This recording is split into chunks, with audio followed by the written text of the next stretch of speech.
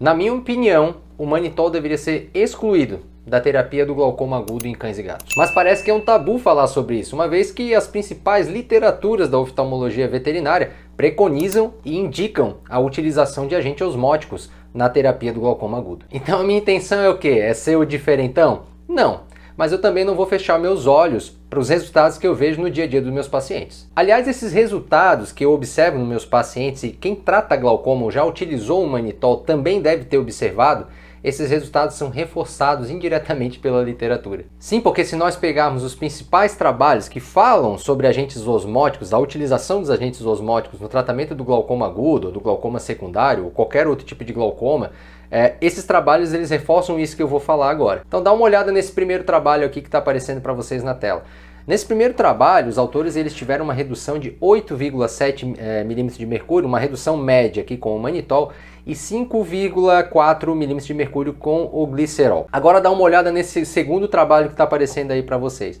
Eles usaram a isosorbida, que é um outro agente osmótico que pode ser utilizado por via oral, e compararam com o glicerol. Então eles colocaram aqui os valores relativos, não foram nem os valores absolutos. Então assim, uma redução relativa de 17% com a isosorbida e de 13% com o glicerol. Só que quando a gente olha aqui mais para baixo, nesse gráfico que eles colocaram aqui, notem que se a gente pegar os valores absolutos, a redução foi ridícula e também não foi analisada aqui pacientes com glaucoma. Então vamos para o terceiro trabalho, olha só, glaucoma maligno por ruptura de cápsula anterior. Então nesse relato de caso, eles tiveram ali no primeiro acompanhamento desse paciente uma pressão intraocular de 65 milímetros de mercúrio.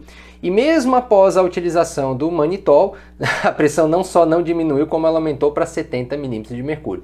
Então assim, isso aqui reforça, esse terceiro trabalho, ele reforça algumas situações referentes, por exemplo, no glaucoma maligno ou no glaucoma secundário. Muitas vezes nós não vamos ter, além de nós não termos uma redução, a gente ainda pode ter um aumento da pressão.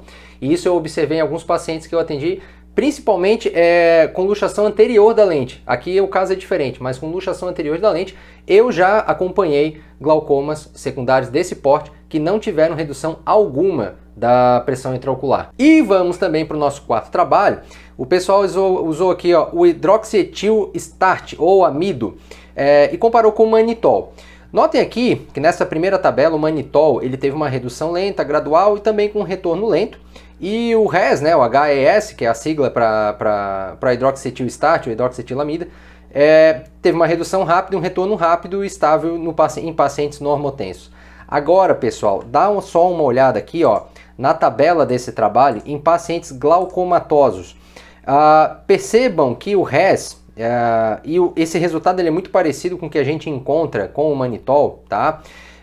Apesar da redução ela ter ocorrido de fato em valores absolutos após 15 minutos, percebam que as pressões obtidas com esse tratamento, elas continuam altas. E após 30 minutos, elas continuam altas do mesmo jeito. E aí, pessoal, é que a gente entra na discussão principal que eu queria ter nesse vídeo. Os altos valores de pressão intraocular que nós geralmente atendemos nossos pacientes, esses altos valores, quando nós reduzimos com a utilização dos agentes hiperosmóticos, eles ainda serão valores aceitáveis do ponto de vista de dor e do ponto de vista fisiológico para esse olho? Se nós analisarmos os valores que a gente tem nesses trabalhos, compararmos com os valores que a gente obtém na nossa rotina clínica, que eu pelo menos obtenho aqui, e eu tenho certeza que muitos de vocês obtêm também, se a gente comparar esses valores, os valores no final de uma terapia com hiperosmótico, eles ficam longe de serem valores fisiológicos e confortáveis para o paciente. E aí a gente entra em outra seara, que é o tempo de ação desses medicamentos, que é um tempo de ação relativamente curto. Nós não podemos fazer esses medicamentos, aplicar esses medicamentos todo dia e tornar esses medicamentos de uso contínuo, porque esses medicamentos também têm efeitos colaterais e nós sabemos que muitos dos nossos pacientes que desenvolvem glaucoma podem ter certa idade, já uma determinada idade, podem ser pacientes que já têm alguma doença prévia ou, por exemplo, hipertensão arterial. A gente vai manter esses pacientes sobre essas terapias? Os efeitos colaterais desse tipo de medicamento podem desencadear nos nossos pacientes efeitos muito piores do que o glaucoma. E aí nós vamos arriscar o paciente inteiro para salvar o olho? A gente até poderia achar justificativa se as reduções fossem exorbitantes.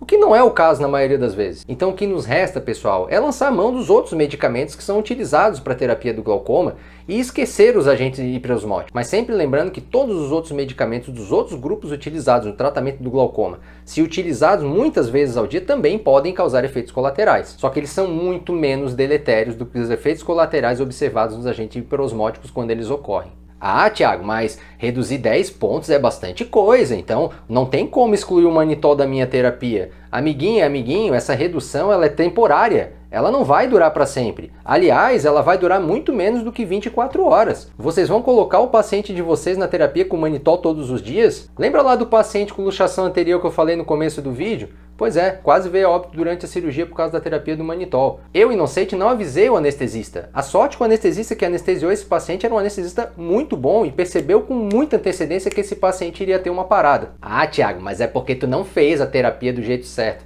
Amiguinho, eu fiz a terapia na dose com bomba. Não tem como ser melhor do que isso, e mesmo assim esse paciente quase veio a óbito. Então, na minha opinião, não vale a pena desidratar o paciente inteiro para tentar diminuir 10 pontos da pressão, e são 10 pontos que não vão durar muito tempo. Esses 10 pontos o paciente vai recuperar em questão de minutos. E tudo isso eu estou colocando para vocês, não é para ser pessimista, não é para ser diferentão, não é para querer revolucionar o tratamento do glaucoma, mas para enfatizar uma coisa muito importante no nosso tratamento, que é o seguinte: infelizmente o glaucoma em cães e gatos é uma doença ingrata, e ela invariavelmente, mais cedo ou mais tarde, vai evoluir para cirurgia.